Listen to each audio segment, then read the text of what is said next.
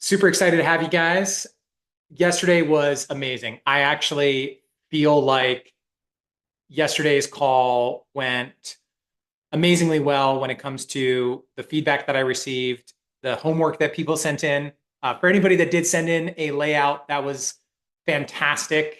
I got a bunch of, and I'm sorry if I didn't respond to everybody yet, but I got a bunch of sketches and things like that. So we're going to double down on that challenge, that theory today, that getting you guys involved and actually doing some of the actual planning process in these 3 days is a great way to actually take those next steps. So for those of you that did the sketch, awesome. For those of you that didn't, all good. But I would still challenge you guys to think about these next 2 days as an opportunity to actually like put pen to paper and start to think about your plans. So I have 3 challenges for you guys today that are going to be super easy and you'll be able to do immediately during or after this session. Today's session is all about the roadmap to getting launched. That yesterday was about the vision and the layout and how you're going to actually make sense of your land. Today's actually starting to take the action of making that plan to launch. And that's where I personally really love in this process, because once you actually get into the momentum of actually starting something is when things get really exciting. And it's also when you can start to see the business develop and the economic benefit to you start to materialize. So a couple things as people jump on. We're going to go through the deck. So I'm going to put that on shortly and we're going to flip through it. And then we're going to have a few challenges, call outs essentially, that I'm going to ask you guys to, jot down and try to challenge yourself to do. And then we're going to have Q&A. So we're going to have Q&A at the end.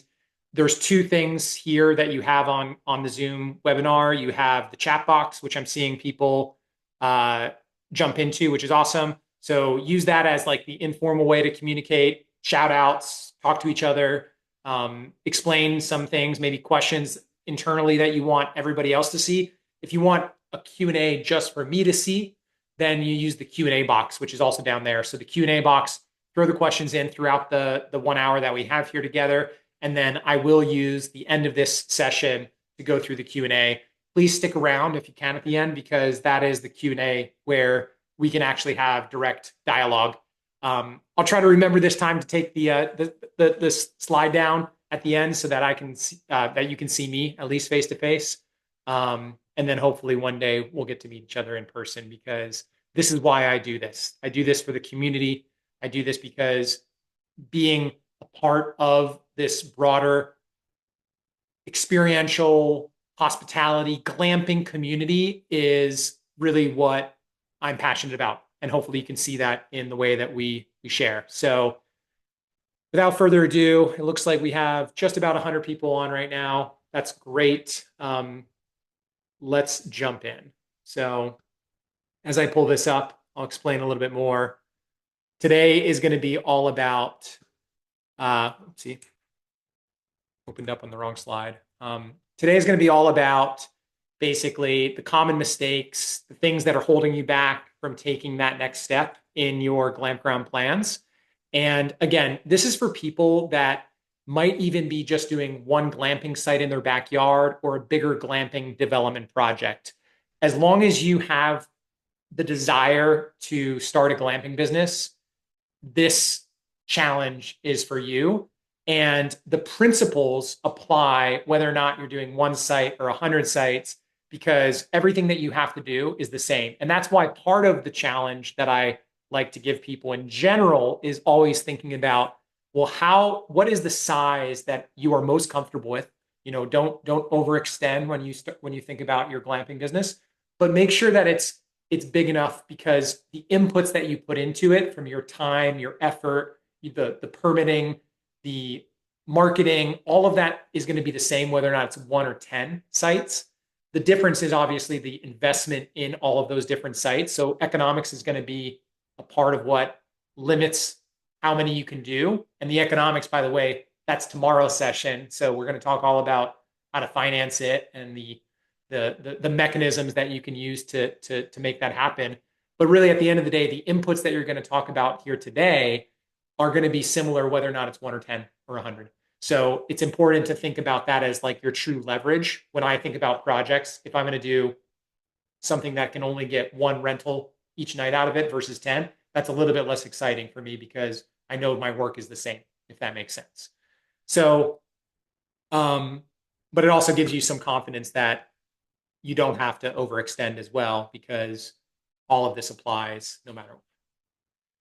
So if you have any issues hearing me at any point in this, just flag it and let me know in chat or the comments. I'm going to pull that up to make sure I can see that again. All right. This is the picture that I shared yesterday. So you guys saw this already, but I wanted to just draw a comparison to what we talked about yesterday to what we're going to talk about today.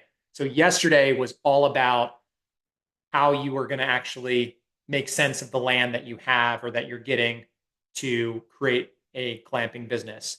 Today, on the other hand, is going to be about that journey to this.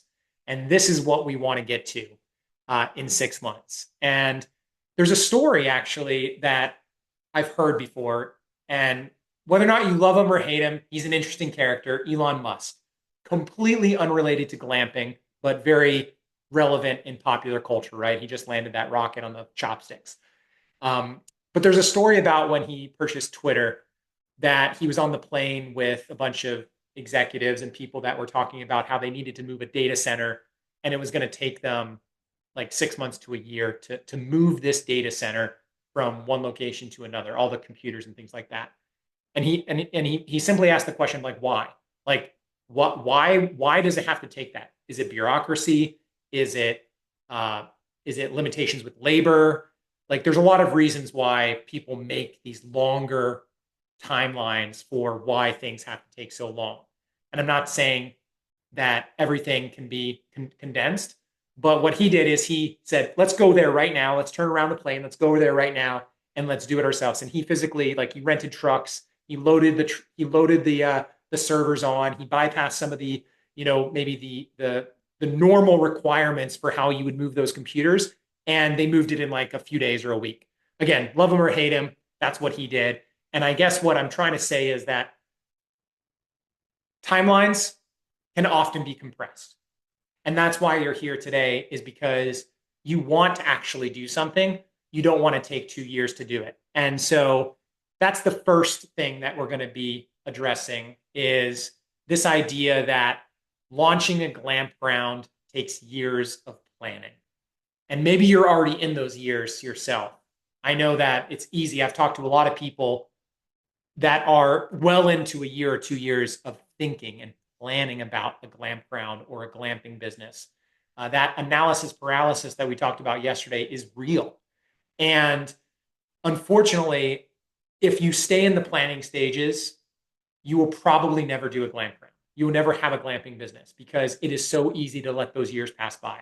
So what I want to do is just use that Elon example and also use our example, which was we bought our Glampground in November of 2022, and then we opened in June of 2023. And yes, we had an existing campground, but again, like I talked about yesterday, there were so many things about that would have made it easier to just start from scratch. So at the end of the day, what I want us to all go into today's session thinking about is, how can I compress the timelines? How can I say absolutely no to extended timelines that don't make sense, that I don't have to agree with, the bureaucracy that might just require you to chase down somebody a little bit more aggressively than waiting for that phone call back. All of these things matter in business. So whether or not you've been an entrepreneur or not, you know that action trumps inaction. And that's exactly why you should have a 6-month mentality, not a 2-year mentality when it comes to the planning process for your Glampground. So, and the same thing goes for capital too. I see some people chatting about capital. A lot, oftentimes too, like you gotta compress this mindset of like not being able to access capital, because the principles of just like chasing it down and actually finding those things will be the same. And we're going to talk a lot about that tomorrow. So let's put a pencil in that and come back to like some capital raising strategies so that we can make sure that people can get capital to do this as well. All right. So what I wanted to do, there's so many steps, right? But let's boil it down to 3. because these three all have steps within them. But the three main things that we need to wrap our head around when it comes to opening a business like this is planning and permits. A lot of people get paralyzed right there. That's where people stop. And then it's the construction and setup. I would say, generally speaking, once you get in the inertia and once you get into the construction side of things, I think most people get to the finish line when it comes to that. However, things like supply chain delays, financing, that's where you can get caught up in that part. And then the pre-launch marketing, my favorite part, which is getting actually the word out there so that you can actually make money from this, because that's sort of why we're building businesses, right? At the end of the day, there is a passion aspect to this, but that passion needs to be funded by financials. And so let's dive in to those different things. But first, my first challenge for you guys, which is you will not be able to take the next steps without choosing a launch date. So part of this challenge is going to be putting pen to paper and saying, my launch date in 2025 is going to be X. And I don't want it to be vague. I think that, I've been at business for 20 years. So I'm young, I'm 37, 38. And I started when I was 18. And so I've been in my entrepreneurial journey for a long time. And I've been really bad early on in my career about setting realistic expectations and goals. I've gotten a lot better at that now. And what I've realized is that when you actually have a date, when you actually have something that you commit to, I know it's logical, you've all heard it, but you really, really need to do it. If you just have this open-ended goal of starting a glamping business, you're a lot less likely to get there. So that's the first challenge of 3 today is, what is your launch date? I've said it before as well, which is that for most temperate seasonal locations, 80% of your profits are made in that summer camping season. So ideally, you have a launch date before Memorial Day, but it's not the end of the world if you can't. We opened Ferncrest June 30th of a year, right? And we had a fantastic July, August, September, October. Those are still great months. So don't be discouraged if you don't think you can open by then. But I'd also encourage you to think, when is the earliest I can open? And can I open in some smaller capacity than my grand vision? Can I put off my bigger vision and get something done by April, May of 2025? All right. So hopefully now everybody here, 120 people, are thinking about, what is my realistic launch date and how can I get there? But then you're like, gosh, I haven't started permits. I don't have my utilities. How the heck am I going to get open in 2025 if I don't even have electricity on my property and they take forever to secure? And this goes back to that example earlier, which is, yes, on paper, if you research, they might say, a year or 2 years to do all of this. But in reality, you need to really start to look at this in a more attainable, measurable, addressable way. And that's by looking at the essential permits and the essential utilities and how you're going to actually start that process now. And so let me just walk through a handful of these. I know people have a ton of questions on zoning and permitting, and we'll definitely get to a lot of that in the Q&A session. What I want to say first and foremost about permits, zoning, utilities is that you need to stop worrying about it and actually just start to make those phone calls and actually do something about it. And I know that this happens to me too. When something is intimidating, it definitely makes me feel like it's just unattainable. And I use an excuse. This becomes the excuse. This is the number one excuse, by the way, of opening a business like this, is like zoning permitting. So let's sort of like remove ourselves from that and say, okay, well, zoning approval. Is my land viable in its current state for a glamping business? And chances are, if you own land in more rural areas, it's a lot more flexible than if you own land in more developed areas. If you have agricultural land, there's probably some loopholes in agritourism, like we talked about before, So look up your rules in your county, or if there is any agritourism type of activities going on. If you have a winery, oftentimes you can have a bed and breakfast. All of those types of things need to be considered. But at the end of the day, you really just need to make a phone call to the municipal office in your township and present what you're looking for. And then when they tell you that they're going to call you back in like a day or two, and then you don't hear from them, don't let 2 weeks go by before you call back. Be aggressive, get the answers that you need. They are a part of the government, right? They work for us, and in terms of like they want to help. They want to help, but they have a lot of other things going on. So you're not a priority. So just make sure you chase down those answers, because you can't really take those next steps before you get those answers. Other things are really easy. Permits, utility or permits, business licensing, like all of that, that's just bureaucracy. That's just paperwork. The zoning stuff is what you really need to chase down. And then the building permits, again, once you get to the part of actually getting something where you want to start building it, that's where you're going to want to work closely with your contractor if you're having one, or if you're building it yourself. Chances are you maybe have experience with this already and you know the process of doing so. But if you're not experienced in it, my recommendation and the way that I always handle things is work with your contractors, work with your septic tank company, and delegate as much to them as possible. They're not going to get paid until they get the work done. So if they're responsible for helping you get those permits, that's the best way to get it done. If you have to do it, it's easy to go online, get the forms, fill them out, and submit them. But again, action trumps inaction here in this case. And then fire and health permits. I just put that there because some places might have some safety stuff. Not many do. Rural areas, especially when it comes to like permits for that. Obviously, you got to be building things safely. But then health permits, if you're doing a food and bev business. So like with us, we have an ice cream trailer and a coffee trailer at Ferncrest at our Promised Land location. And we had to get health permits for that, which required us to go through a little bit of a process of getting those trailers inspected by a health inspector and things like that. And that actually was more challenging, to be honest, than getting any other types of things done. So believe it or not, if you're trying to simplify, eliminate things that are tertiary, peripheral to the core glamping business, because if you can focus on getting your glamping units open, that's where you're going to make most of your money.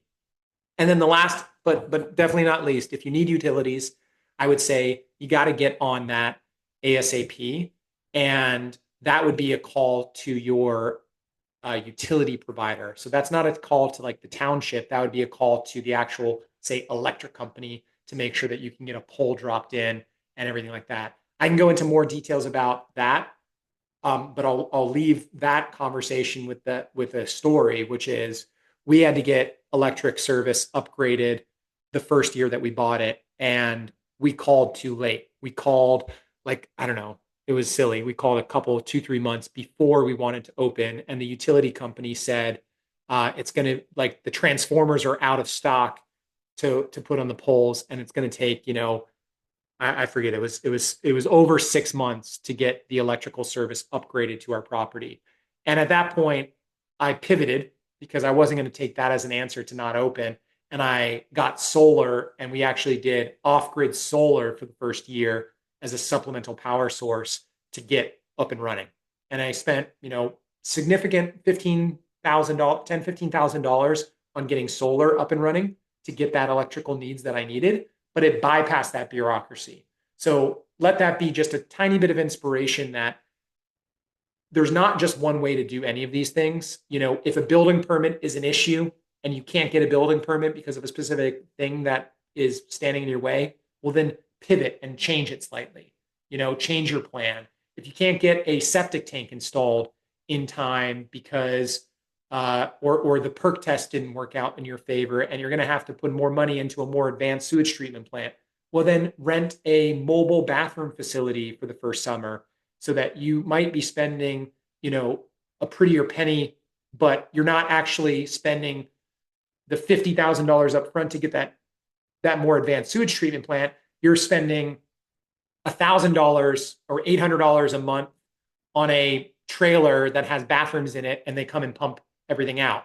That's not a long-term solution, but these are things that you should be thinking about, is like, never hit a wall and then stop, hit a wall and move on to another solution. There's a million ways to do this. The mobile bathroom facility, that might be a good takeaway for you guys that are challenged right now with septics.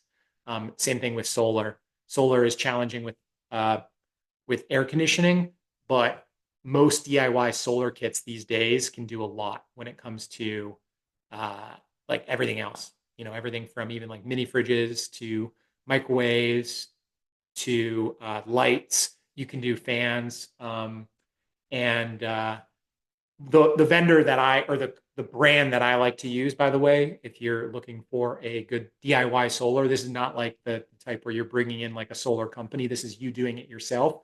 Would be Ecoflow. Ecoflow is great. I think it's like if you just look up Ecoflow online, you'll find their website, and they have a pretty impressive array of batteries and solar options to power a glamping site. All right, so just some pictures. This was the trenching and some of the electrical service that I did this year. Like I said, we couldn't upgrade last year, so we ended up pushing the upgrade to this year. And this year we did the upgrade, and we had to trench the entire lamp ground and really tore it up to get electricity down to the new dome tents that we had put in at the bottom section of the campground.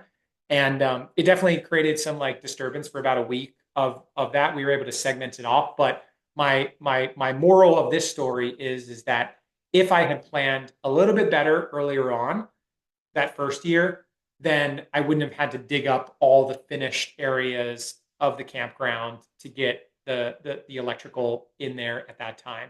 That being said, this was needed for us to have air conditioners that would have enough juice the entire time for our guests. So the solar, again, I'll leave it with solar is great as a off-grid solution if you're truly off-grid, but if you can be on grid, it's going to be probably pretty important for you to still take the utility seriously, because there are customer service limitations when it comes to things like air conditioning and the expectations of the modern day glamper. And here's my tips. I've dealt with local authorities for many different projects, glamping, hospitality, residential.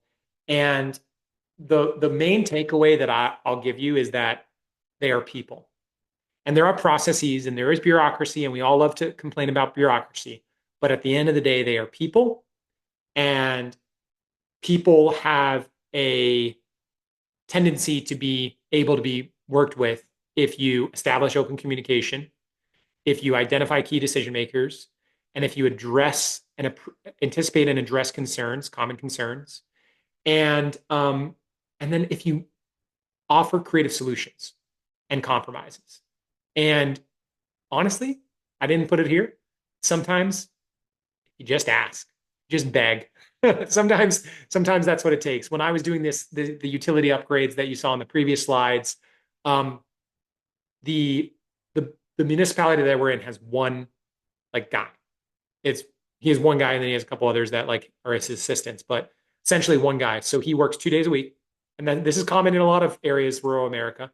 He works 2 days a week on inspections and things like that. So if you don't fit into that schedule, many, many weeks can pass.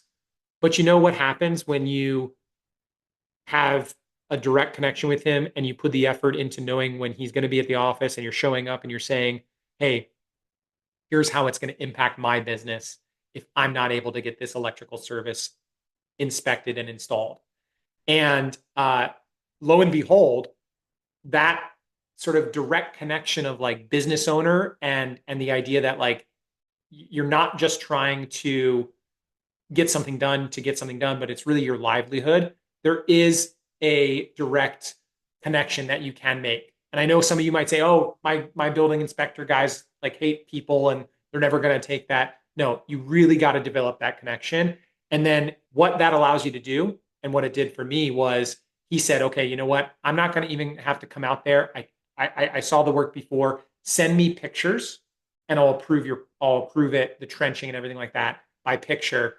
And then that's fine. And I'll let you finish it, and we'll tell the electric company to turn on the power.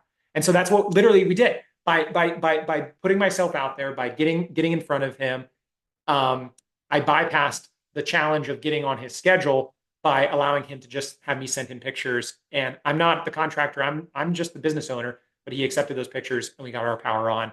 So that is just some words of inspiration that there are always ways around some of the challenges with local authorities if you work through them with them. Be personable. So here's your second challenge. Actually, it says challenge one, but it's really your second challenge. If you haven't started yet, make a phone call this week to your local zoning permit office, usually your municipality building, and then they have like a permitting. You may not even have zoning in your area. We don't really have zoning in ours. And all you got to do is make that call and get the process started. It's taking that first step that's going to make a big difference in getting your plans done for 2025. So here's an example. This is Pike County, Pennsylvania, where our property is. You go on their website. I'm literally just showing you like the nitty gritty because some people need to see this. And sorry if you've already gone through this process, but go here, go to your township. There's going to be a phone number. This is the guy that works 2 days a week and he has a cell phone here. It's public, so it's fine that I'm putting it up here. And you call him. You call him and you talk through your project and you pursue that conversation. And if you're trying to like somewhat like feel things out and you don't want to open up a can of worms, you can still call and just don't go into too many details. And I know how you guys feel and I know how I feel when I'm doing projects. I don't want to do anything more when it comes to zoning, permitting, inspections than I need to. And so what I would recommend that first conversation to be about is like explaining in broad strokes what it is while avoiding specific details and just asking questions about, if I'm building a deck, do I need to get a permit for that? Is there any way to avoid getting a permit if it's a certain height? Sometimes decks below a certain height don't need a permit, right? That's pretty good information because if you can build a lower deck, you may not need to actually get a permit for that. That may not be a building permit. Or, does a temporary structure, you could classify your dome tents or whatever you're doing as a temporary structure. Does that require anything? Probably not. If you don't have electricity in the actual structure, if it's just a pedestal, here's a really good tip.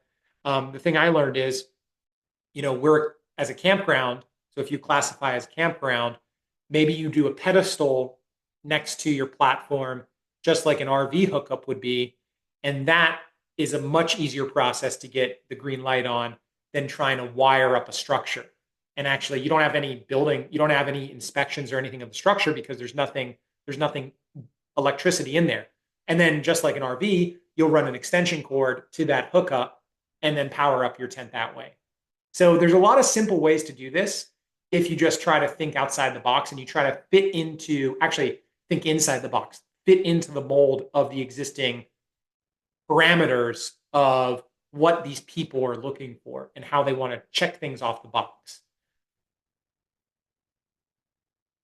So assuming that you make that phone call, assuming that you have an open date, assuming that, you're starting to place your orders for your tents, or you're starting to think about your brand and everything like that, you're going to want to start to think about how are you going to attract people. And the reason why we're moving on to this topic is because a lot of people say, I should wait until my Glampground is built before I start marketing, right? I even had a conversation about this recently, yesterday, with somebody that was all about, when do you start the marketing and how do you attract people? Because once you're actually moving forward with that inertia, with that momentum of getting your property built, you can't just wait until you're built to start the marketing. I actually think that your biggest opportunity for attracting legions of fans is right now when you're building your property. And the key with that is that you really want to be using the building process as a big part of your story, because people love to see the journey. They don't always love just to see the final destination. They want to feel invested into it. So my recommendation is that you look at your marketing 3 months prior to actually starting. This is key. This is really important because if you can start marketing 3 months prior, you can build a tidal wave of opportunity and awareness for your property so that when you actually open up, you're filling those tents. You're not just starting to tell the story. So here's the way that I would do it, and here's how I did it. Exactly how I did it, which was 3 months pre-launch, announcing the project you're working on, and start building an email wait list through social media. I'm going to talk a little bit more about that in a second, but that's really key. It's not just about social media. It's also about how you're going to actually build a wait list of people that are waiting in the wings to make a booking. And that starts 3 months prior. Then 2 months pre-launch, share the behind the scenes updates, really this entire time, 3 months to 2 months, but really at 2 months, you're going to really want to double down on sharing the behind the scenes updates to build anticipation and excitement. And here's a key. And this is a hack. This is a viral social media hack. Make sure you face and overcome challenges in public. I'm dead serious. Fall on your sword, make mistakes, document them, because that is what people resonate with, right? Back to the human nature of humans. Building inspectors, they're humans. People on the other side of the screen, they're humans. So what do people want to see? They don't want to see the superstar construction guy that's just building an amazing property, although there's a time and place for that. But what they want is they want challenges, right? They want you to face challenges and they want to root you on. They want to celebrate your wins. So make sure you have those in your social media. That is like rocket fuel for this rocket ship. You could literally get 100,000 followers from one post on social media if you tap into the human emotion. And that is 100% true. I have one post that in my early 6 months of social media, I got over 100,000 people from one post. I've had many posts that have had over tens of thousands of followers come from them. So the reason why I say this, and it's not a vanity metric, it is because social media is the top of the funnel, and social media will generate money for you. It generates hundreds of thousands of dollars of bookings for us, maybe millions at our properties. And it is the primary way these days of getting cheap eyeballs. 1 month pre-launch, partner with local influencers to amplify the reach and attract potential guests. This is another way that we get a lot of followers and a lot of impact for our business, is that the local influencers. I would say that all local influencers out there are looking for awesome opportunities to go out and get free experiences, right? So you're not even paying them. You could, like, some people might require payment, but I would say that for starters, when you're getting ready to open, start to just give out free nights to people with social media followings, with the requirement that they're posting something about it. And that's it. And then, whether or not they get 100,000 views, 1,000,000 views, or 10 views, that's sort of like the algorithm doing its thing, and hopefully some will hit. And if they hit, they will generate multifold, hundredfold what that cost of that single cleaning cost you for that free night stay. So definitely use that. Have your own social media presence, and then utilize other people's social media presence for explosive awareness. And then 2 weeks prior, this is when you start to really get granular and you start to offer pre-opening deals. You start to take, you're pushing on the bookings. You're using that email list. The 1 week pre-launch, ramp up social media activities, do a countdown.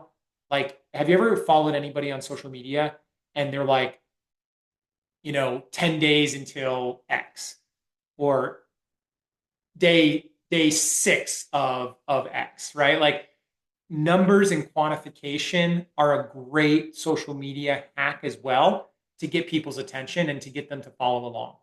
You never want to have social media be closed-ended. It should always be open-ended. There's never an end to a story, because if you end something, people move on. If you leave it open-ended, people continue to dig, or they see you pop up in their feed again, and they're going to look at it. You want to keep their attention. All right. I could go on for hours about social media, as you guys probably could imagine. This is just some screenshots to give you an idea of how we did it, but basically documenting our backstory. So up on the top right is things about like the motel that we did. We established credibility and trust with the Glampground project, telling our backstory. And by the way, we didn't actually document our story during the time that we were doing our original motel renovation before the Glampground. That was a year prior. I was scouring my phone for images. I was asking Joanna for pictures and images. And then I was piecing together stories of the past. So don't just think that you have to be talking about social media is not just real time. It could be a year ago and you're telling that story to add, again, credibility and validation for who you are and why it matters. So the motel was an important part of our story to establish the backstory for why we're doing the Glampground. So that was amazing, right? So you see a lot of views on those. And it made people excited about the Glampground project then because of that. And then documenting the story, that's me up there, my head's cut off, hanging up the sign, getting imagery of that. You'll be using a lot of this content well into the future. So make sure that you're documenting as much as you can.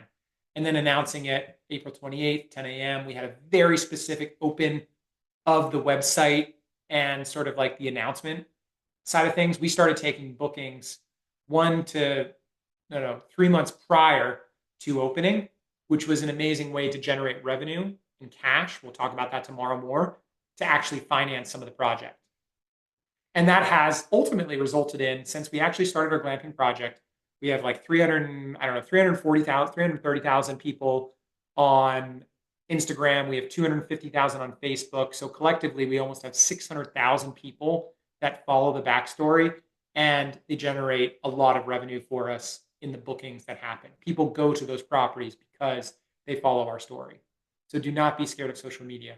And this is why your second challenge is as simple as pick up your phone right after this call and record a 1-minute video, selfie style, of you talking about your plans. Hold out your phone, put the selfie camera on, and talk about your plan. One of my most viral videos was before I even started the social media game, on the way to go purchase the property. It was early in the morning. I sat in the car and I said, I'm about to go buy the campground. And that one little clip became the lead in to a video that went on to get 6 million views and massive amounts of awareness for the project. So start recording now, not knowing even what you're going to use it for, so that you have, like, your phone is an amazing thing. It has just like an arsenal of marketing stuff in there that you don't even know you have right now. And now if you start to proactively get that information in there, by the time you start to market your Glampground in a few months, potentially, so if you're looking at a 6-month run up to opening your Glampground next year, maybe in 3 months you're starting the marketing, you want to have 3 months of content. You want to have a ton of stuff in your phone, pictures, imagery, get every single thing that you can, even if it feels weird. And I know it is weird sometimes because I'm not a social media native guy. I didn't start it until we started the Glampground project, but I can promise you it's worth it. All right, so here's a quick look at the marketing funnel. And this is not to scare you, this is to simplify it, which is the very top of the funnel is just social media. That's the awareness. So having that social media awareness is really important. And then after that, believe it or not, email. Getting people to get on an email list is a really, really powerful way to ultimately get to action, because it's hard to get people to action from social media, but it's easier to get people to action when they are in their inbox and they have a link to click on and they know that it's time to make a booking. So getting an email list is really, really key. And then nurturing that email list through backstories, through stories and things like that.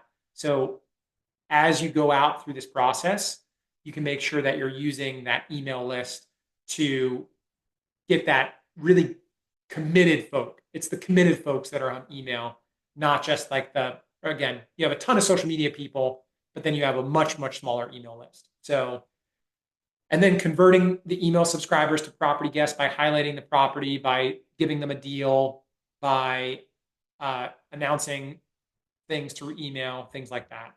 And then once you get them to your property, you're still in the funnel, right? Even though they already paid you to be on your property, then it's about engaging with the guests during their stay, gathering feedback, and then encouraging them to share on social media. The best way, the best marketing that you can get is if you make your property something that people want to share. And then last but not least, getting a guest review. That's even more important in many ways. Most people don't have big social media followings, but everybody has the same amount of weight when they give you a 5-star or a 1-star review on Google. And I would almost exclusively focus on Google reviews, at least in the solicitation of what you're asking for. You can ask for TripAdvisor and all these others, but I think it's really important to have just like a very pinpointed request, which is leave us a review on Google, because most people these days do look at Google, and that is the most important review source that there is out there. Yelp is dead-ish, pretty dead. TripAdvisor can be important. A handful of others, if you're on the different platforms like Airbnb, yes, you want to be reviewed there. HipCamp, you want to be reviewed there. But from an ultimate standpoint, you want to have that Google review. Phew. All right. I'm going to take a sip of water, and we're going to get into some Q&A soon. But the first and foremost thing is, you got a fun journey ahead of you, and the building process is actually not nearly as intimidating as it seems. Once you actually take the step to start moving towards something, I promise you that everything, the world has there's a tendency for things to like align once you start to take action. And so for me, for instance, like building our first dome tents, this is actually building one of the first dome tents where it was like very complicated. I didn't know exactly what we were doing 2 years ago. We had 4 or 5 guys at it. Things were flopping over. And one of those dome tents would take us 2 days to build. Now we can build 2 dome tents in 1 day. And so everything is just a learning process. We're all in it together. And ultimately, that's why we're doing this challenge, because I want to challenge you guys with actual real life things that I'm asking you to do. So like choosing an open date, calling a municipality, and then the last thing I want to ask you guys to do is missed it. Oh, yes. The last thing I want to do is ask you guys to record that video. So those are the 3 challenges. That says 2 again. That's the third one. So I'm going to recap it in a slide. But basically, those 3 things are what's going to get you to action. And that's going to help you get to a point where you can actually start to make money. Because I say this to Joanna, my wife, all the time. Whenever we're getting into a project or whenever we're not open, every day you're not open, you're losing money.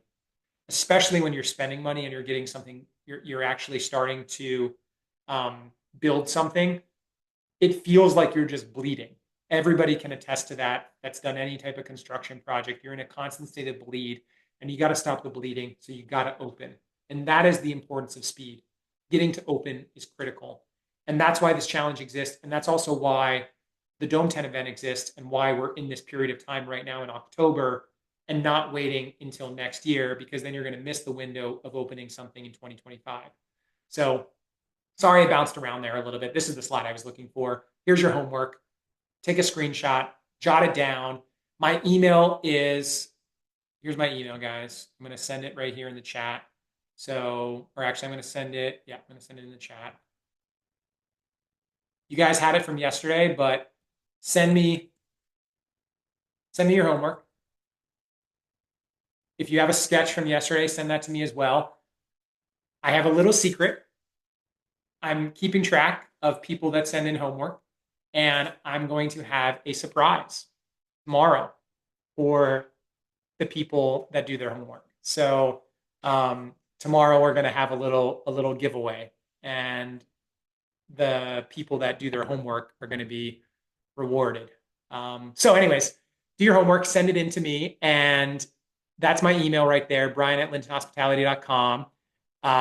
This is also the email that you can reach out to with future questions. I can't always like spend time with people on phone calls outside of the Dome 10 event, but if you ever do need to chat, or you have something that you're working on that you want me to take a look at, definitely that's what gets my energy going. So definitely keep me in the loop about what you guys are working on.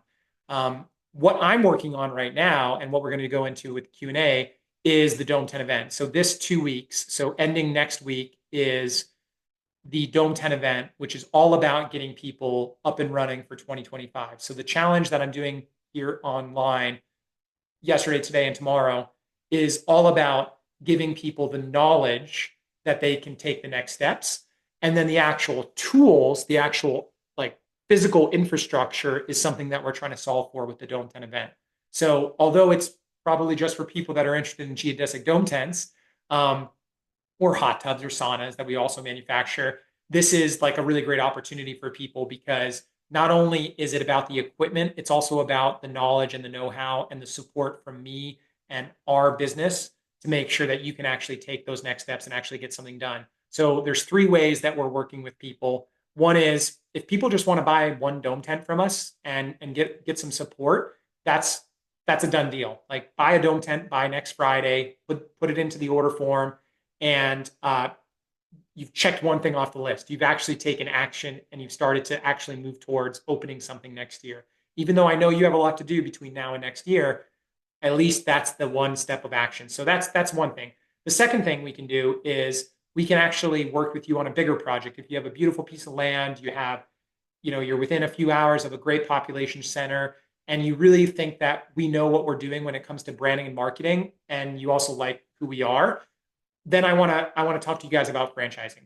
And franchising is Ferncrest. So basically, Ferncrest is our Glampground concept. We have the one in Promised Land that we built, and then we have a franchise location already existing in Oklahoma, and we have a few others in development. And there's a lot of benefits to being early, namely being like super hands-on with us. So like the ability for us to actually be the ones working, giving you a ton of support and guidance because we want our franchises to be successful, because the only way we get paid is a small 7% royalty of those franchises business. So you can focus on building the business and building the actual property, and we focus on marketing it and branding it and making sure that people are aware of it. And that's the beauty of a franchise model. We're giving you all the processes, systems, and everything like that. Now, if you're like, Brian, I have my own brand vision. I don't want to do a franchise, and I don't want to do just one dome tent. I want to actually have a Glampground. I want to build a 6 unit, 8 unit, 10 unit Glampground. Well, then I have something where we have a consulting package where we actually can do all the nuts, soups, and what's the saying? Nuts to bolts, soups to nuts, or whatever that is, of the back end. You focus on building it. We're not going to actually physically hammer and nail build it, but we're going to help you build the business behind the scenes. So we're going to help you with the website. We're going to help you with the procedures. We're going to help you with the branding and the marketing plan. All of that is going to be something that we can do for you. And so that's the third and final way that we can work together. So the Dome 10 event only exists in this 2 week period because we are limited in time. All of these take time. And so we actually close off things after November 1st, after next Friday, and we stop taking calls, we stop accepting new work, and we basically are going to then focus on that for the next 3, 4, 5 months. And so that is how the Dome 10 event works. It's a limited period because we are people, back to the idea of being people, and we have limited time. So all right, so we're at 10 minutes left. Let's dive into some Q&A. If you have any questions about the Dome 10 event, by the way, here's the link's on the screen, but I'm also going to put it in here. Where is it? So I'm going to copy and paste it. You guys can check it out at your leisure. I recommend you either just fill out the order form and place your order. And then the other way to do it is to book a call with me if you have any questions specifically about any of this. The link to book a call is on that webpage. So go to the chat box. You can see that link there now and click on it, scroll through it, look at the dome tents, we also do wood-fired hot tubs that we designed, wood-fired saunas, things like that. All basically the core amenities that we believe in a great setup, like the setup that we do is for offer there for you guys. So I'm going to stop sharing, and then I'm going to open up the Q&A here. Okay. So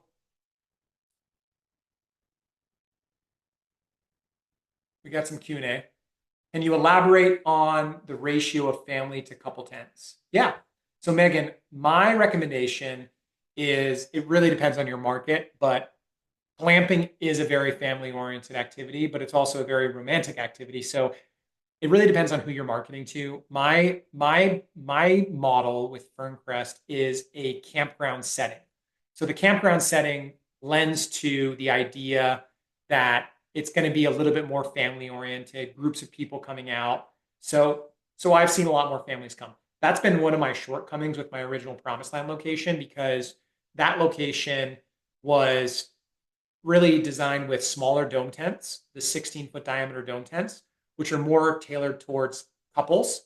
And we've seen a lot of families trying to use them as well. So we have the ones with the two full beds, and so we have young families there. But the larger families, the people that have five people like myself, like I have 3 kids, a single dome tent, a 16-foot dome tent has been challenging. So the 23-foot dome tent, which we have at the Oklahoma location, has 2 bunk beds and a king bed in it, and that has been really conducive to family. Now, if you're creating something more like a landscape resort where it's more like dispersed and like property is not so much as a campground, but more of like maybe a resort feel, I would say that maybe that's more of a couple's destination than a family destination. And so it really, I don't have an exact answer for that other than the ratio for me going forward is going to be pretty split between like a couple's unit and a family unit when it comes to developing fern crests. All right, next question is, perhaps I missed it yesterday. I noticed your glam tents were all domes. Is there a reason for that? Actually, we do have a safari tent style as well. So we have the dome tents and the safari tents. We did bell tents as well in the first year, and they failed. So we discontinued them, and then we gave them away to people. Like literally just gave the bell tents away to our followers on social media. So now we have dome tents and safari tents, but 80% of our profits come from our dome tents.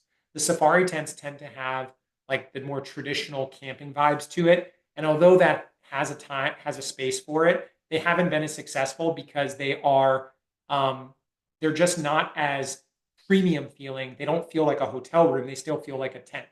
And if you're trying to create this experience for people that is different than traditional camping, but still has the access to the nature, the dome tent accomplishes that for me in a big way. It has a hotel-like feel. It's got the big panoramic that looks out to the outdoors. It is very easy to clean and keep clean. It doesn't have all these nooks and crannies that maybe another type of tent does. It's insulated so you can heat and cool it. There's a ton of benefits to me after running them for 2 years that I've seen with dome tents, and they're also a lot more durable. They don't grow mold like safari tents or canvas tents do because they're PVC and then they're temperature regulated on the inside. So hopefully that answers your question, Marvin. All right. You have a ballpark price on permits prices. I know it depends on stages and counties or states and counties. It does, and it depends on the size of your project and the cost of your project. So, it can be as low as a few $100s to a few $1,000s. Again, that's where you got to really sort of cost architecture things and make sure that you're only permitting what needs to be permitted and only budgeting and disclosing the costs for what you're permitting because they're going to try to take a percent sometimes of the overall project cost. So just keep that in mind, wink, wink, as you think about how you're going to position things, because you want to make sure that you're only paying for what your permits need to be permitted for. I know that's a vague question, but it really depends. Teresa, sound in and out. Oh, hopefully that wasn't the case for everybody. I didn't see that until now. Are you still using the off-grid? Was the sound impacted this time? All right, I'll make sure that I keep an eye on things. Which Ecoflow model did you use for your site? So the Ecoflow model that we used at the time was the Ecoflow Delta Pro. The Ultra was not out when we did it. If I was to do it now, I haven't used the Ultra, so I can't really say for sure, but I believe the Ultra is a better option if you're going to have, it's expensive, but if you're going to have like the most powerful battery that they offer, that's what I would do. I would just get the Ultra. It's literally a crazy name. Ecoflow Delta Pro Ultra, I think is what it's called. But I did the Ecoflow Delta Pro, but I did it daisy chained together for a bigger battery. So I had 6 of them. Yeah, 6 of them. But I had 6 dome tents running off of it. I'm still in the searching for property and investor phase. Is 6 months still a realistic goal? Or are you only speaking to people who already have property?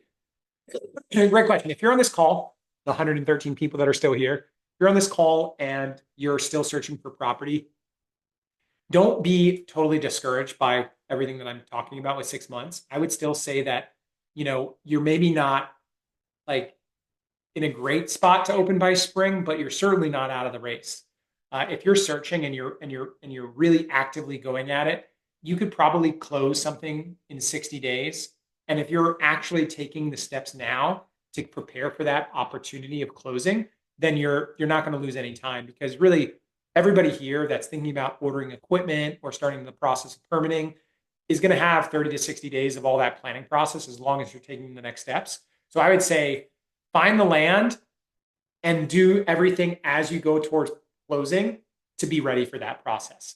I bought a lot of things, or I started the process on a lot of things before we actually formally closed. And I think that sometimes feels like a risk, but it can be really important if you want to move fast. And hey, at the end of the day, if you bought something, right? If you bought tents, or if you ordered something that had a longer lead time and you ended up not closing on the property, it fell through. What is the worst case scenario in that situation? It's storage. You gotta have a place to store stuff. But as long as you're not, taking money away from your ability to put food on the table, the actual reality is that like everything is a situation where you need everything that you're doing anyways. So it really just depends. If you want to open in 2025, you probably got to be taking action on land now. You got to be ordering things. You got to be getting things lined up, ready to go. All right, Sheila, or no, Joe, during winter or rain season, would the solar system be enough to support the operation of your campground? Um, in winter, I would not run the heat off of it, but you would probably need to get like a pellet stove, propane, or wood for heat. And then, yes, then a solar in winter for lights and mini fridge. If you get that like Delta Pro EcoFlow Ultra, then yes, that would be probably sufficient for those functionalities. Now, running heat, no. Running air conditioning in like really cloudy days is also going to be the challenge with solar. So just keep that in mind. Jessica asked the name of the solar. Ecoflow, ECOFLOW. The doors on the dome is ADA. It depends. The smaller domes, the 16-foot domes, no. If you do the bigger domes, yes. Not a Q&A, but you were so right. I couldn't afford to build my 6. Okay, so cool. Mark has a question. I have 27 acres, 2 houses in Burgaw, North Carolina. Also general contractor since 1987. Have all the equipment and ready for this. Own an awning, Canvas Co. 30 years using converted 53, but do not want to stay plugged in. Mark, amazing. I don't know what you're asking question-wise, but I love the the enthusiasm. Will you have another Dome 10 event in 2025? Probably, but I'm not sure when. It probably wouldn't be for tents that you would be getting for a spring summer opening. You'd probably be building the Glampground in the summer and maybe opening in the fall. We did a Dome 10 event. I would say if you're not ready, if you don't have the land, definitely stay following us, stay on our email list, and we will announce another Dome 10 event when the time is right. If you have 5 to 6 tents, how many hot tubs or saunas would you put on a property? That's a great question. So I am a believer that the hot tubs need to be all private, right? So if you have a tent and you want a hot tub for it, you need to have that private. Don't make it a shared amenity with other tents. It's not like a pool. It's not like a pool. Let me put it that way. You're not going to cuddle up with somebody in a 2-person hot tub. So if you have 6 tents and you want to have like a higher ADR, I would say do it in all of them. If you want to do less, I would say do it in the couples tents. Say you did 6 tents, you did 3 couples, 3 family. Maybe you skip it on the family because that's young kids and things like that. You don't need the hot tub, but you put it in the couples. So I'd say like a 2, like maybe like half of your tents should have hot tubs as a great amenity. And then sauna, the reason why the sauna is great is that you can have one. I have 21 campsites and I have 1 sauna, and that's generally sufficient right now, enough, because sauna is just the air and sauna can be shared. Hot tub cannot. So that's a shared amenity. So if you had 6 tents, I do 3 hot tubs, maybe 6 if you want to do really luxe, but 3 hot tubs, 1 sauna. All right, Joe, you have a question. Should we put 2 beds or just 1 bed in a dome tent? And should we use wood fire, stove, or electric one inside the dome tent? So honestly, like back to like The 16-foot tent can take 2 full-size beds. It can also take 1 king bed if you want to make it a couple suite. If you want to do a bigger tent, you do bunk beds. So there's no right answer to that. And again, if you have plenty of electricity, then I would say don't do wood fired. I did wood fired in 6 of my original domes at Promised Land. And to be honest, in the franchise model, we're probably going to lean away from wood fired just from the usability of it is a little bit more fraught with risk as well as like challenges. People just have a hard time that are coming out of the cities making fire. So I think that electric heat or gas heat is going to be a better solution for most people. And then Mark has built 31 sites, sewer, electric, pool spot, funding. He bought in 2020. Mark, you have 31 sites and you have everything you need. So let's talk. Let's make it happen. Let me see what I can do to help. Megan, Brian, this could be for tomorrow. Could you dial in on how you came to the $10,000 to $15,000 per site? Yeah, let me dial in that tomorrow, Megan. I think we'll talk more financials then.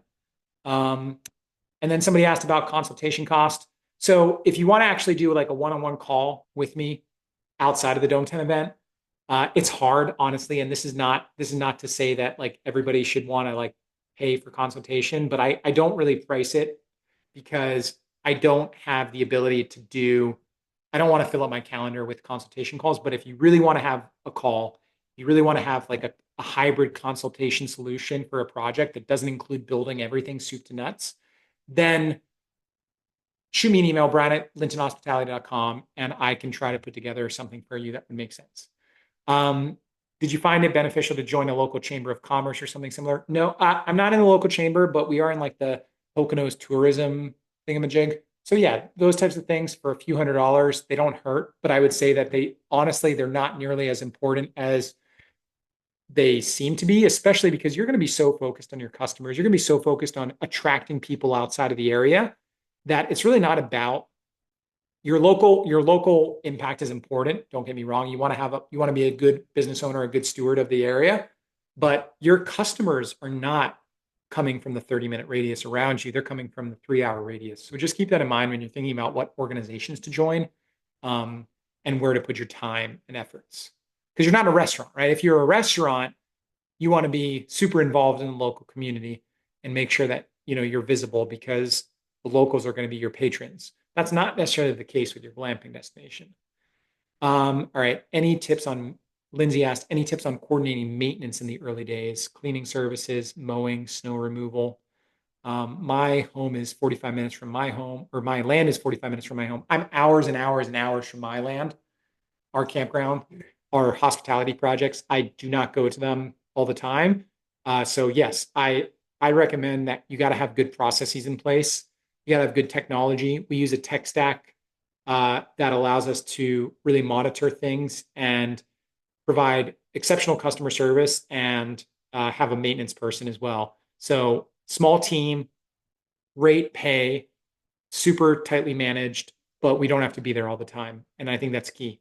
If you want to have the freedom of not being tied down to your land, you have to have good processes in place. And that is only going to happen if you take it seriously up front and you put the technology in place and you put the processes in place. I know that's like a high level answer to a very specific question, but you should be able to outsource or hire most of what you need to do, just like us. T asks, is there really a Promised Land State Park, or are you playing finding Promised Land marketing of it? No, there is a Promised Land State Park. It's right next to us. It's right next to our properties. It's literally between our motel, our little hotel, and our campground. It's all Promised Land State Park. So finding Promised Land is all inspired by our experience there. Pretty cool. Why bell tents failed? What is the difference between bell tents versus safari tents? So bell tents are non-structured usually. They're like the more bell tent shaped like this. They look like this. And they failed because they are honestly like they're too basic. You can deck them out and everything like that, but they go too close to traditional camping. And what I believe is that we're creating a hotel-like experience in the woods, and that's hard to do in a bell tent. And it gets moldy, it's hard to cool. They're just not, they don't, and when you have them on a campground with like a dome tent, the dome tent is what everybody wants to be in. So everybody in the bell tent gets upset that they're in the bell tent, even though they paid less. And I thought that people would want to be in the bell tents because they were the more economical option, right? I'm going to give you a more economical option the economy class, the business class, the first class. That was the tiering that we had. Bell tents were economy, safari tents were business, and then the first class was dome tent. But you know what? When everybody sees first class, when you walk through that airplane and you see first class, what do you want? You want first class. May not be able to afford it, but you want it. And therefore, it creates a dynamic that people definitely, I like to have clarity. And if you're going to have like a campground, a glampground, make sure that you're not having too big of a distribution of different types of tiers, because even though you would think that the tiering would help with maximizing your revenue, it actually hurts a little bit. What are your thoughts on living on the property while offering it as a camping glamping site? I think that's fine. I think that's fine. Just give yourself some private space. Make sure they have private space.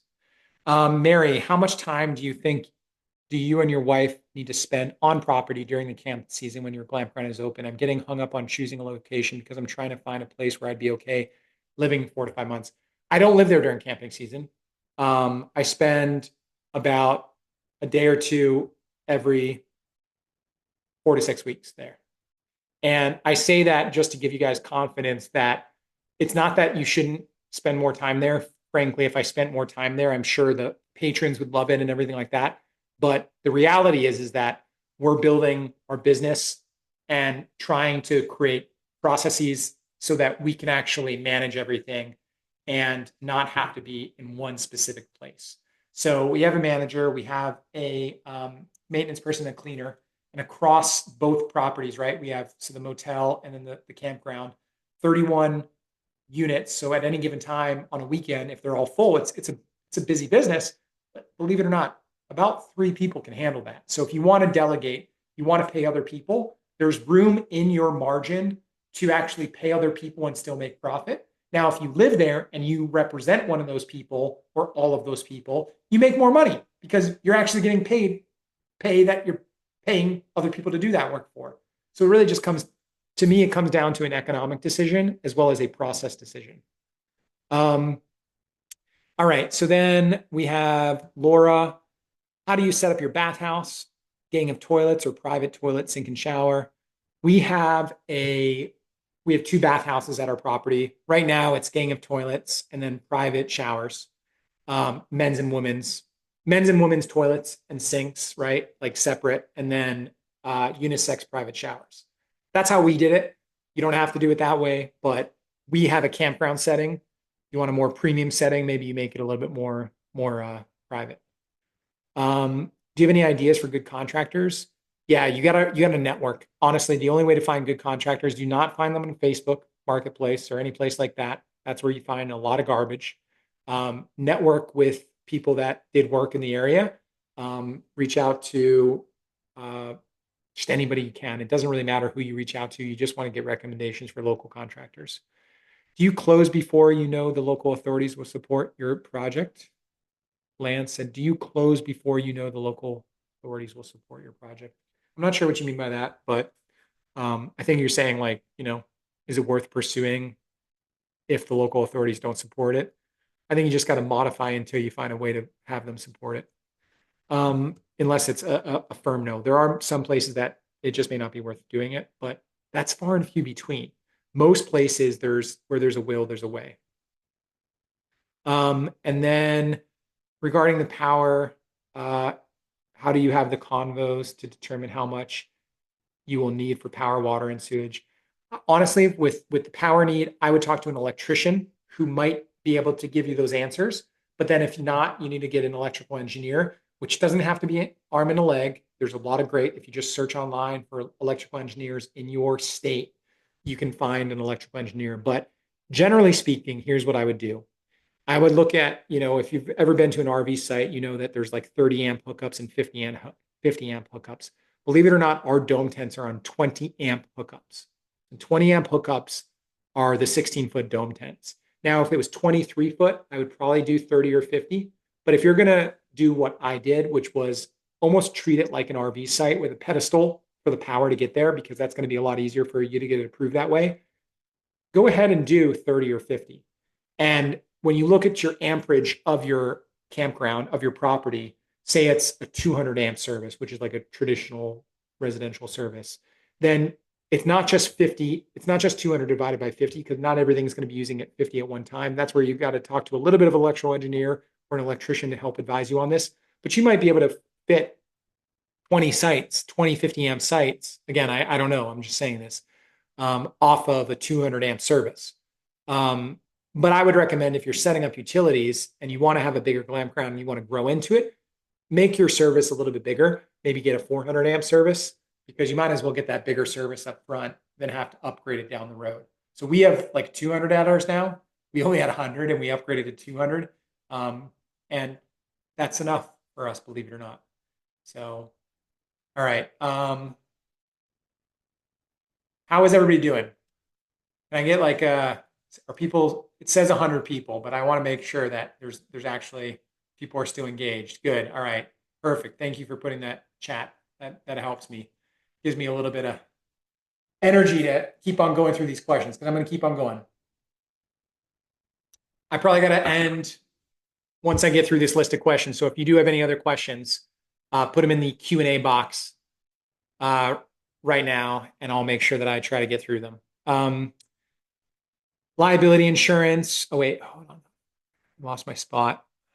Lost my spot. Where was I? Whose question was next? Oh, yeah, here we go.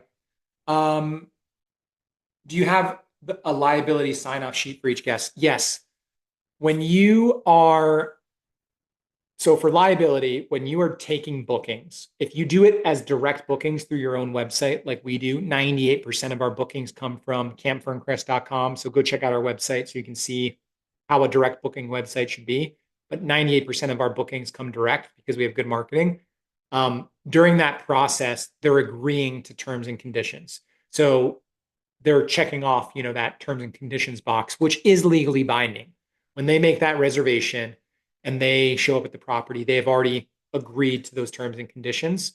Now, if you use Airbnb or other sites, generally speaking, you might want to double check, but those would also have certain terms and conditions that those are being agreed to. Now, you're still going to want liability insurance. So the insurance that you're definitely going to want is general liability. And I have some good insurance brokerage recommendations. I have one specifically that does Glampgrounds. You guys, you want me to put that in the chat box? Let me see if I can find it really quickly. So see if I can find it really quickly. It's called, I might have to do a follow-up for that. Maybe I'll come to, yeah, I forget the name of it, but I've recommended them. They're not full transparency. I don't use them, but they are known across the glamping industry as a really good option. So, but if you have a local insurance, if you have a business already and you have a local insurance agent, call them first, tell them what you're doing, get a quote for it. Ours cost about $10,000 or $12,000 a year for the size of the business that we are, which is like a $500,000 Glampground. So, which is good. I mean, like that's a lot of money if you have like a $50,000 business, right? But it should scale to the size of what your business is, and just make sure that you're getting general liability insurance for your business, because that, in addition to the terms and conditions being signed off on, should be sufficient to justify coverage. How are generators for power? Generators for power can work. They're loud. I was concerned about putting a gas generator. If you can damper the sound by creating like walls or an enclosure, that might be a good option for you if you worry that solar is not enough. Or maybe you have a generator for supplemental power when the solar is not enough. So Cameron, would you discourage purchasing a property that is 4 hours from a major city? Everything I read says 2 to 3 hours. Property has major snowmobile side-by-side trail going through it, and it's river frontage. So, okay, Cameron has a great question. He has a beautiful or thinking about a beautiful property with a lot of different outdoor amenities, but it's farther away from the city. I actually think that could be okay, as long as you're crafting that Glampground to the marketing around those activities. I would gladly travel 4 hours if it's for a weekend of snowmobiling and cross country skiing and things like that. When you're just trying to attract people for like a more casual outdoor adventure with their family, hanging out by the fire, taking a hike, that's where I think the 2 to 3 radius is a little bit more important. But if it's really action-oriented activities, whitewater rafting, things like that, that's where you can go a little bit farther. So Cameron, I think you should definitely explore that. Stefan, or Stephanie, how long does it take to get your tents once they are ordered? So the tents that are ordered in this Dome Tent event right now will deliver in January. So January, then you have a few months, January, February, March, to get everything done, built, rock and roll. And my goal is that you would be able to open April, May. Liam's says, the lot I'm looking at has 10 acres. Most of the cleared portion of the land is directly on a main road. It is a concern having tents near the road. Would you recommend a minimum desired distance from road? I would. I think roads are the one thing that I like to get away from more so than anything else. So if you got that land, it's 10 acres. You sound exactly like my acreage. I have 10 acres along a road, rectangle. The front is what I kept as open space, put fire pits, picnic tables, so like all of that beautiful road frontage with just like buffer zone, usable space by people if they want to go out there, but not actually the campsites. Then I have the parking. Then I have the camp store. All of that can be near to the road. And then I tucked the tents back along the back edge of that property, and it's worked amazingly. You can still hear the road a little bit when you're back far away, but it creates a really magical experience. And the road is actually nice because it gives you visibility, it's signage, it's parking, it's all of that type of thing. So don't be scared of the road, embrace it for what it's worth. Angelique says, I'm interested in the hot tubs, but not seeing them on your website. If you're still here, Angelique, if you go to the website and you scroll down, they're towards the bottom, called the Ultimate Wood-Fired Hot Tub. So go check it out. If you can't see it, they're all on the bottom. Let me know if you can't find them. Shoot me an email. Amanda, do the dome tents hold up against strong winds and storms? They do. They're probably much better than any other tented structure. And I would recommend dome tents over safari tents if you're worried about winds and storms, because the wind rolls off of them. 100-mile-per-hour wind gusts could be sufficient, or could you're going to have more issue with the platform and everything else than the dome tent is actually a really solid structure. You offer domes that have bathrooms and kitchens inside. We do. They're not on the website because it's not what we have at our campground, but we do have the bathrooms and the kitchens as an add-on. If you're interested, ping me, let me know. Do you have AC in the domes?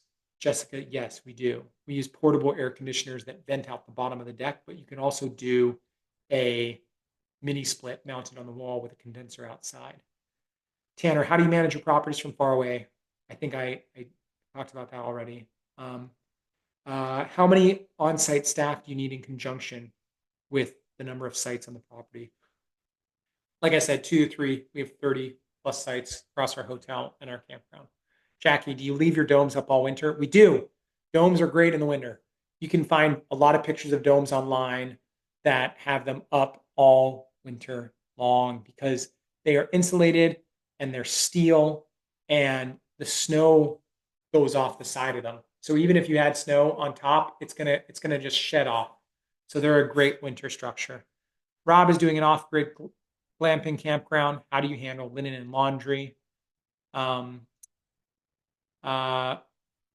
we have a service. The local laundromat picks it up and drops it off, which is like 30 minutes away because we're pretty rural as well. And that works. If you want to do laundry on site, and it's not a big campground, you can probably get away with something that is powered off of the solar. That Delta Pro Eco Ultra could power a washing and dryer machine, is my understanding. I haven't done it, but I believe it can. What color sells best? The best selling color is the white.